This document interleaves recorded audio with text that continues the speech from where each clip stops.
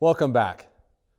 Over the past year, maybe a little bit longer, I've received a few comments and questions asking us what would we do different if we had to do this all over again, if we bought more raw property and went out there and started all over again, building our house and building our property up.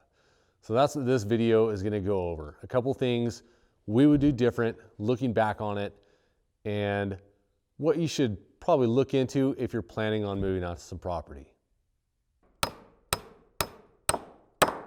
So if you're planning on buying property, whether it has a structure on it to live in or not, just raw land, there's always going to be something that you can look back on and think, I wish I'd have done that different, or I wish I'd have done this first and that second. There's always area for improvement. No matter how many of these videos you watch on how many different homestead channels and what they did, everybody does it a little bit different. Everybody learns from it. And no matter what, those first couple years are going to be the most memorable years because you're going to have the most struggles building up a place to live or fixing the place you're going to live in, and then building the rest of the property. The first couple of years are definitely the most memorable. So one major thing we would change if we had to do all over again, moving out here to raw property. We wouldn't buy the RV that we bought. We wouldn't buy any RV for that matter. Now the reason we bought the RV is so that we'd have a functioning place to live while we were building our house. A better route to go would be to buy or build one of those large sheds that people are now turning into tiny houses. You buy one or you build one big enough, you can put a fully functional kitchen in and a fully functional bathroom in. Now there's two reasons for this. Number one, you want a fully functional kitchen and something big enough you can make your meals in. The RV was kind of cramped, kind of hard to make a full meal in that. Now if you think about it, when you're building your kitchen in your tiny house, you buy stuff that you're going to want to use in your house. The range, the kitchen sink, the faucet. That way, when your kitchen in your house gets to the point where it needs that stuff, you just transfer it right over. You don't have to buy anything twice. Your bathroom stuff the same way. Bathroom in your house gets to the point where it needs the shower, the toilet, and the vanity, transfer the stuff right over. Now in the end, after your house is built and everything's transferred over, you have a large shed that you can store stuff in, make into a workshop, craft shop, whatever you want to do with it. It's not wasted money. The RV, after living in it for 2 years, it's not going to hold its value. And everything in that RV isn't transferable to your house. The kitchen sinks are typically smaller, the oven and range is really tiny, the showers are compact, and the toilets aren't even close to the same. So if we had to do all over again, that would be number one on our list. Not buy the RV, build a tiny house first. It might take a little bit more time, but you'll have a lot more out of it. Another thing I would change would be plotting and planning out where everything is going to go on your property. And we have 40 acres here, so we have a lot of space. We can put things kind of wherever we want, but you don't want things too far apart either. We originally moved out here, we knew exactly where the house is going to go. We came out here before we even put the driveway in, we walked around a little bit, looked for the view that we wanted out of our living room windows. So we knew where the house was going to go. The shop, kind of knew a general idea. The greenhouse we put up. The wood shed we just kind of put up. The pump house went next to the well, so that's a nice small structure. You don't really have to think about too much. But now we're finding that we're going to reorganize a lot. The greenhouse isn't going to be where it is, so I'm going to tear that down. And the wood shed is definitely not going to be where it is. The wood shed, it was a good idea. It was halfway, or it is halfway between the house and the shop. So when I get my wood burning stove put in the shop, I'm walking the same distance to get wood as if I'm going to heat the house. The problem with that is it's blocking the view from the house to the woodshed. So at night when dogs start barking, something starts going off, I have to actually walk out the door and look to see what's going on. Oh, no, nobody's in the shop, don't have to worry about it. So the woodshed is actually going to get torn down. I'm going to put a woodshed down on the back side of the house and a woodshed out off the side of the shop. And I'll fill them both up so you just go to the woodshed designated for that building. The sawmill has already been moved once. It's actually going to get moved again to where the greenhouse is. And the greenhouse is going to get torn down and turned into a lean-to for the sawmill.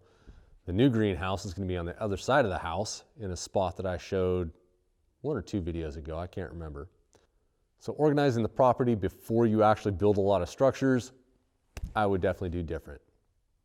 So on-grid or off-grid, kind of a debate that we talked about. Do we want to be dependent on the grid and have the possibility of somebody sliding on the road, sliding on some ice, hitting a power pole, taking our power out for a couple hours or a couple days? We tossed it around, we thought about it, eventually just decided that, yeah, we're going to be tied to the grid. Now in the future, we do plan on getting some solar panels, maybe a wind turbine and an inverter, and hooking that up so that it lowers the power that we're pulling off the grid. It kind of compensates it a little bit so our power bill is less.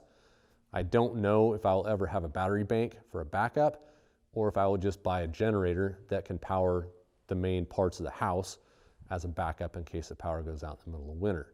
We do have wood burning stoves, so we don't have to worry about staying warm in the winter if the power goes out, but keeping our refrigerator and some other things going would be nice.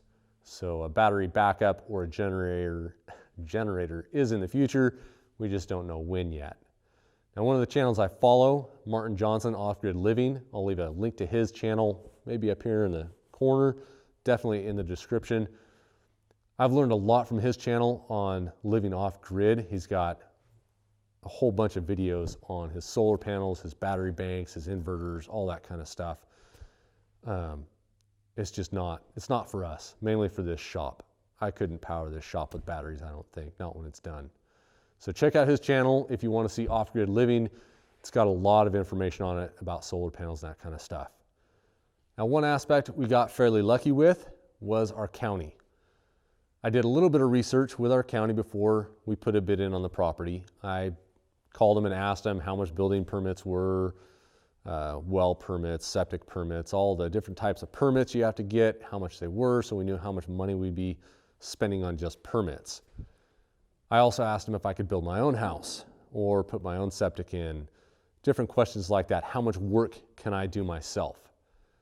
One of the main questions that I didn't ask that we got really lucky with was whether we could live here on the property while we were building our house. Some counties out there won't let you live on your property unless you're living in a house or a structure that's been permitted. Our county, as long as you have a house permit pulled and you are constantly building that house, doesn't say how fast, just making progress. As long as you are building a house, you can live on your property in whatever you see fit, no questions asked, basically. And there are some counties out there that let you build however you want, wherever you want on your property. To some point, no questions asked. Sometimes you don't need to pull building permits. Sometimes you don't need to have building inspections. You can live on your property however you want. If you have a small plot of property, say 3 to 5 acres, you have to remember that all your neighbors have the same lack of regulation also, and respect that fact. Now, as time goes on, we're trying to become more and more self-sufficient on our property. Building a geothermal greenhouse this summer. Hopefully it works correctly and we can have a garden year-round. That'll cut back on the amount of fruits and vegetables we're buying at the grocery store. I'd also like to get concrete in the floor out here in the shop, build the loft areas for storage, and start producing income out of this building. If you'd like to support the channel, we have Patreon and subscribe to our links in the description. We also have an Amazon affiliate link in the description. Click on that link, take you right to Amazon. Won't cost you a penny, but it gets us a slim percentage for being the ones to send you there. Until next time, guys, go make something.